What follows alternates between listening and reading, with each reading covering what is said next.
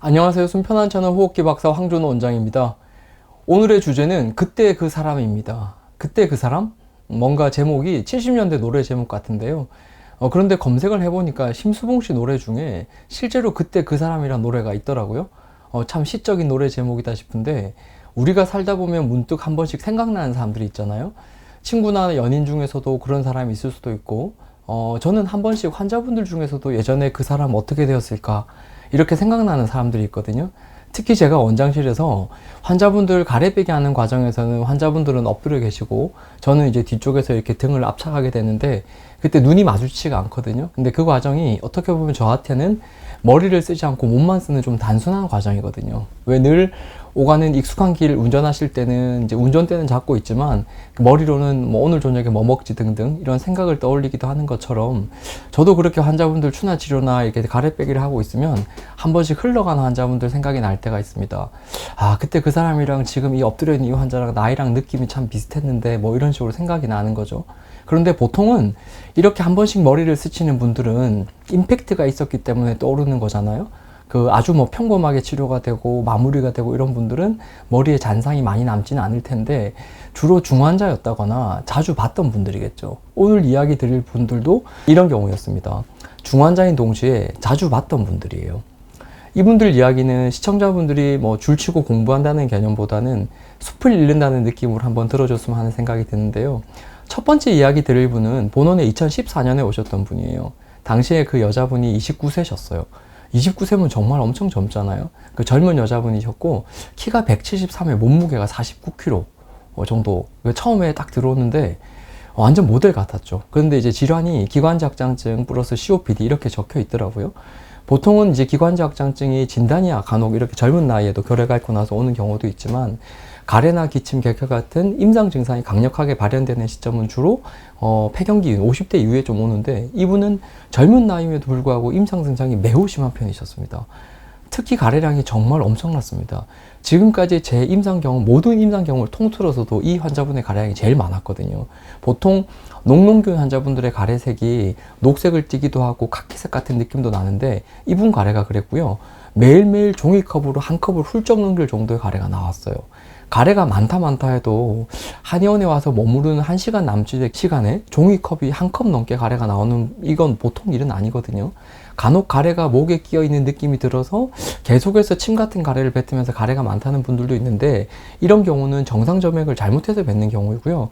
진짜 누런 화농성 가래가 이렇게 한 컵 가득 채워 나온다는 걸 보고 있는데 와, 이럴 수도 있구나. 그때 그런 생각이 들더라고요. 그래서 CT를 다음에 한번 가지고 와주세요 해서 보는데 짐작하게 했었지만 CT 보면서도 다시 한번 놀랐습니다. 어떻게 30도 안 넘은 나이에 폐가 이렇게 되었을 수가 있기 싶어서 환자분에게 그동안의 어떤 경과를 좀 자세하게 여쭤보기도 하고 그랬는데요. 이분이 어릴 때 병을 관리하는 과정에서 아쉬운 부분이 있었더라고요. 이분이 어릴 때부터 부친의 사업 때문에 인도네시아로 건너가서 자랐는데요. 어릴 때 만약에 소아가 반복적인 기침 가래가 있으면 보통 의사분들은 천식일 거라고 생각을 제일 많이 합니다. 그게 그럴 확률이 높으니까요. 그래서 인도네시아에 계실 때도 계속 흡입기 처방을 했고 상태가 안 좋으면 내복스테로이드 소론도였겠죠. 이걸 쓰셨던 것 같더라고요. 그런데 참고로 말씀을 드리면 천식에 쓰는 약과 기관지 확장제에 써야 될 약은 완전히 반대일 때가 있습니다. 무슨 말이냐면 천식에 쓰는 스테로이드는 면역을 억제하는, 즉 자기 면역을 억지로 낮추는 약입니다. 천식이라는 질환을 병원에서는 면역 반응이 너무 과해서, 즉 과잉 흥분으로 기관지가 붓는다, 부종이 생긴다고 생각을 하기 때문에 스테로이드를 처방을 하는데 대신 이 약을 오래 복용하다 보면 세균 등을 잡아내는 자기 면역 자체는 점점 떨어집니다. 그래서 스테로이드를 오래 복용하는 분들 중에서는 세균 감염 등이 빈번해질 수 있기 때문에 기관지 확장증이라는 병에 확률이 높아질 수가 있고 이런 내용은 논문으로도 잘 정리가 되어 있거든요. 우리나라에서 호흡기를 전공하고 있는 의사분들이 아마 이런 것을 알고 있을 거고요. 그래서 스테로이드를 오래 처방하는 경우에는 환자분들이 화동성 가래가 있다거나 이러면 가래 배양 검사나 CT를 통해서 세균 감염 여부, 기관지확장증으로의 진행 등을 우리나라는 잘 체크를 하고 있습니다. 우리나라는 일선 병원들의 CT가 잘 보급되어 있기 때문에 이게 잘 체크가 되겠죠. 그런데 인도네시아가 90년대 시기에는 CT 보급이 잘 안 되어 있었던 것 같더라고요. CT를 찍어봤다면 이분은 천식이 아니라 기관지확장증이 점차 심해지고 있고 있었음을 알아차렸을 텐데, 그래서 항생제 위주로 갔어야 되는데 아쉽게도 이 확인이 늦었고, 어떻게 보면 우회전해야 될 상황에서 좌회전하는 반대 치료를 했었던 거죠. 스테로이드를 계속 줬던 거겠죠.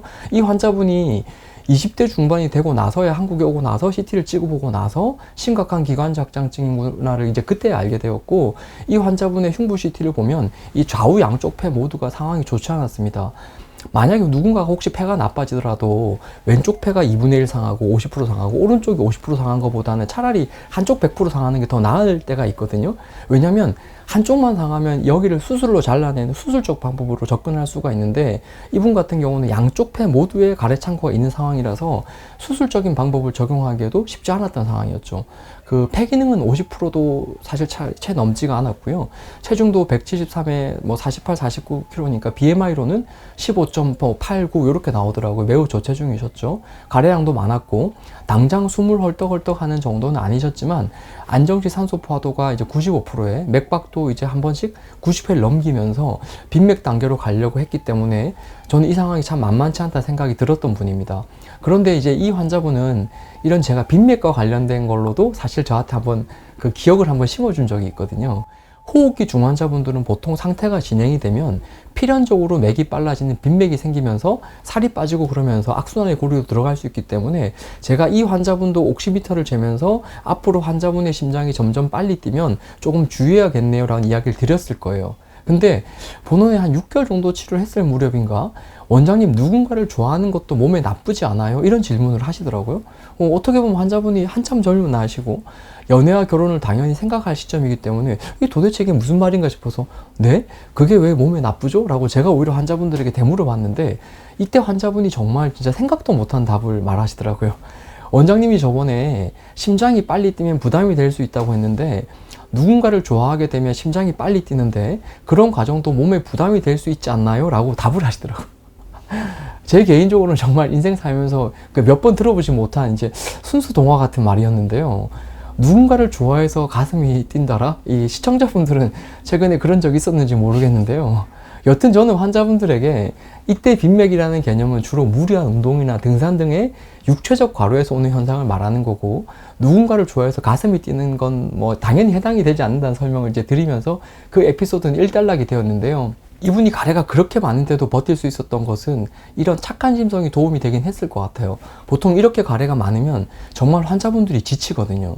일상생활이 쉽게 되지 않을 정도의 기침 가래가 매일 반복이 되면 누가 밝게 지낼 수 있겠어요.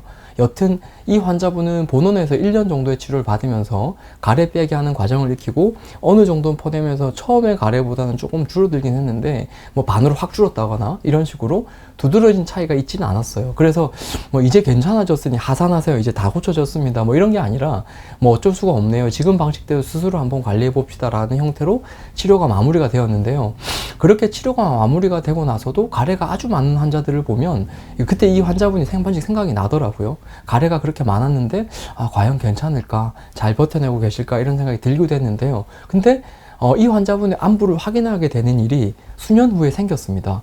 2002년에 제가 친구와의 대화 때문에 텔레그램에 가입할 일이 생겼는데요. 텔레그램이 그 당시에 카톡의 보안 문제 때문에 잠깐 유행을 했던 메시지 어플이었죠. 그 텔레그램에 막 가입을 하고 시간이 조금 지났는데 그 환자분이 문자를 보내주셨더라고요. 원장님, 저 송땡땡 환자인데 기억나시냐고, 이렇게 원장님 이름이 텔레그램에 떠서 반가워서 문자를 보낸다고.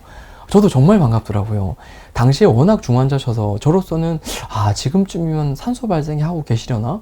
호흡이 많이 불편하겠지 싶어서 이런 분들에게는 안부를 묻기가 힘들거든요. 그런데 이게 웬걸 생각보다는 참 잘 지내셨더라고요. 일단 체중부터 말씀을 드리면, 질문을 제가 했는데 체중이 10kg가 늘었다고 하시더라고요. 이분이 일을 좀 많이 시키는 대기업을 다니고 계셨는데 1년 정도 휴직을 하면서 쉬니까 체중이 10kg가 늘어났다고 하시더라고요. 이 보통 일반인 분들은 10kg가 찌고 나면 이제 뭐 좀 포동포동해지고 이러는데, 이분은 이제 기존에 워낙 마르셨던지라 체중이 10kg가 늘고 나니까 이제 정상 체중도 되었고 남들이 보기에도 얼굴이 더 좋아 보인다, 이런 말을 듣는다고 하시더라고요. 그래서 일단 그때 체중 이야기를 듣고 나니까 이제 문자를 치고 있는데 보는데 제 마음이 좀 편해지더라고요. 왜냐하면 이제 이러면 기본은 한 거거든요. 그리고 나서 뭐 가래는 여전히 많지 않냐고 제가 물어봤는데 가래는 여전히 많지만 체위거담, 이게 그 당시에는 가래 빼기보다 체위거담이라 제가 불렀는데 좀 더 학술적인 이름으로 체위거담 관리법을 잘 배워서 적용하니까 예전보다 편하게 잘 지낸다고 하시더라고요. 그리고 그때 이제 본원에서 등을 이제 둥둥둥둥 쳐주는 진동기를 제가 막 안내를 드려서 구매하셨던 것 같더라고요. 이제 그걸 9년째 잘 쓰고 있다는, 그러니까 가래 빼기 하고 저희 병원 온 게 이제 9년째라는 말이겠죠. 9년째 잘 쓰고 있다는 말도 많이 헤어졌다고 하시더라고요. 증상이 가볍지 않았던 이런 환자의 이야기를 오랜 시간을 두고 확인하는 것은 결코 사실 쉬운 일이 아니거든요. 자주 있는 일도 아니고요. 환자분이 먼저 전화를 해서 뭐 요즘은 저 이렇게 지내고 있습니다 라고 보고를 할 리도 없고, 제 입장에서도 어떻게 보면 증상을 확 고쳐줄 환자도 아니면서 뭐 계속 올 본원을 다니라고 하기도 그렇고 또 물어보기도 힘들잖아요. 이제 그래서 그때 텔레그램을 통해서 송땡땡 환자로부터 먼저 연락을 받고 그렇게 가래가 많았던 상태였음에도 불구하고 체중을 10kg씩 늘리고 정상적인 생활을 하고 있다는 연락은 너무 반가웠고 또 고맙기도 하더라고요. 그런데 최근에 또 이와 비슷한 일이 한 번 있었습니다. 두 번째 환자분의 이제 이야기인데요. 제가 순편한 캔디를 파는 이제 본원에 전용 쇼핑몰이 있어요. 사실 본원의 전체 매출에서 보자면 이 캔디 이 비중은 거의 없기 때문에 사실 없애도 되는데, 제가 한때 코로나 무렵에 한영에서 자체 운영하는 쇼핑몰을 한번 가져보고 싶다는 생각을 했어요. 요즘은 이제 인터넷 쇼핑을 워낙 많이 하는 시대잖아요. 뭔가 시대에 뒤떨어지는 사람이 되기 싫더라고요. 사실 팔 물건도 별로 없는데 순편한 캔디 하나밖에 없는데 네이버 스토어에서 팔아도 충분한데 직원분들이 이제 그렇게 하자고 하는데 제가 이제 나서서 쇼핑몰 한번 만들어 보자 그랬어요. 좀 멋있는 사람이 돼보고 싶었어요. 그래서 보통은 귀찮고 운영해도 손이 가니까 이렇게 잘 안 하는데 그렇게 이제 쇼핑몰을 3, 4년 전에 만들었고, 순편한 캔디 주문이 들어오면 뭐 주문해 주셔서 감사하고, 이 캔디에는 한약이 많이 들어가 있으니까 더운 여름날에 녹을 수 있으니까 뭐 냉장 보관 잘 해달라, 그 정해진 안내 문자를 이렇게 보내드리는데 그 문자의 발신번호를 저는 제 핸드폰으로 해뒀거든요. 문제가 생기면 소비자분들이 연락을 해야 되는데 뭐 데스크 직원이 바쁘면 못 받기도 할 거고 지역 번호 찍혀 있으면 연락하기 좀 불편하니까 핸드폰 번호이 편하니까 이제 바로 제 핸드폰을 입력해 뒀는데, 제 성격상 뭐 업무용 핸드폰 따로 두고 제 개인 핸드폰 따로 두고 이런 식으로 번거롭게 전 두 개를 가지고 다닐 수 있는 사람이 아니거든요. 그래서 그냥 전부 다 뭐 제 핸드폰으로 이제 입력을 해뒀는데 어느 날 저녁에 문자가 오더라고요. 이제 뭐라고 하냐면 선생님의 치료와 좋은 약재로 도움받고 있습니다. 이렇게 감사합니다. 이렇게 분명히 제가 조금 전에 캔디 발송 문자를 보냈기 때문에 누군가가 이게 캔디를 주문한 사람이 보낸 건데 이 문자는 제가 아는 번호가 아니에요. 보통 이제 선생님이 치료라고 했던 건 환자분이라는 건데 보통 환자분이라면 저랑 카톡을 연락을 주고받고 있는데 느낌상 환자분인 건 맞는데 모르는 번호라서 쇼핑몰에 들어가서 이 전화번호를 쳐보면서 주문한 분의 주소를 한번 확인해 봤어요. 그리고 나서 다시 그 주소로 한의원 차트를 쳐봤거든요. 근데 일치하는 분이 있더라고요. 근데 정말 깜짝 놀랐습니다. 내가 정말 그 생생히 기억하고 있는 그분이 맞나? 진짜 이분이 주문하신 건가? 그 순간 가슴이 좀 두근거리더라고요. 본원에는 그분이 13년 전에 찾아오셨던 분인데요. 13년 전에 봐서 기억이 가물가물하다 이런 게 아니라 정말 저는 이 환자분을 생생히 기억하고 있습니다. 제가 정말 어떻게 보면 그때 초보였을 때 오셨고 이 환자분과 이 질환을 두고 기관작장증과 NTM이셨는데요. 그걸 두고 보냈던 시간이 저한테는 참 의미가 컸거든요. 원래 중환자분들을 정기적으로 보는 일이 실제로 해보면 생각보다 만만치 않은 일입니다. 당장 힘들어하고 있는 분들을 보면서 그 환자분과 대면하는 시간이 부담스럽기도 할 수 있고, 힘든 증상을 토로하는 환자분들을 보면서 감정의 선을 유지하면서 격려도 해주고, 허황된 목표가 아닌 현실적인 목표를 제시하면서 이 질환에서 이 상황에서는 이게 최선의 길입니다라고 환자분의 두 눈을 똑똑히 보면서 말씀을 드리는 것은 이 경험도 있어야 되고 자신감도 있어야 되고 내공이 필요한 일인데, 저에게는 그 환자분과 보냈던 시간들이 그런 것에 많은 자양분이 되었거든요. 이 환자분과 진료실에서 있었던 내용을 이제 기록한 차트를 보니까 A4 용지로 10장은 좋게 넘을 것 같은데, 진짜 그때 이 병을 고치고 싶어서 이 약도 써보고 저 약도 써보고 이렇게도 해보고 저렇게도 해보고 그 약한 몸을 이끌고도 내원을 꼬박꼬박 하셨는데, 이 환자분이 저는 문득문득 생각이 많이 났거든요. 처음이 주는 설레임이라는 단어가 있잖아요. 저에게는 이 환자가 그런 기억으로 남아있는 분이에요. 차트 번호가 400대니까 지금 이제 10,000번 넘은 분들이 주로 오니까 저한테는 정말 까마득한 그 오랜 기억으로 남아있는, 그러나 생생한 분이죠. 이 환자분도 정말 임상 증상이 심했던 분입니다. 기관작증증과 NDM을 겸했던 분이고, 지금 이제 보니까 77세, 8세 이렇게 되는 것 같은데 60대 중반이셨겠네요. 키가 이제 164에 체중이 39에서 40kg로 정말 마르셨던 분이고, 교직에 계시다가 퇴직하고 오셨는데 가래도 정말 많았습니다. 녹농균 가래처럼 반컵 정도가 나왔던 기억이 나요. 체중은 가진 노력 끝에 이제 44kg 늘렸지만 이제 압색소균이 다시 나오고 이러다 보니까 항생제 치료를 병원에서 하자고 해서 그 주사 치료였을 거야 아마. 그래서 그 치료를 받느라고 치료를 더 이상 이어가지는 못했던 분인데요.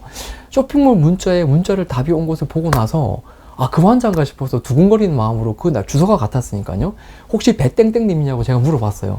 근데 답이 아, 배땡땡님 딸이라고 하시더라고요. 지금 생각하면 너무 죄송한데 그 배땡땡님 딸이라는 문자에 그 어머님 대신해서 주문했다는 말에 그 제가 아, 환자분 살아 계시네요 이렇게 답을 해버렸어요.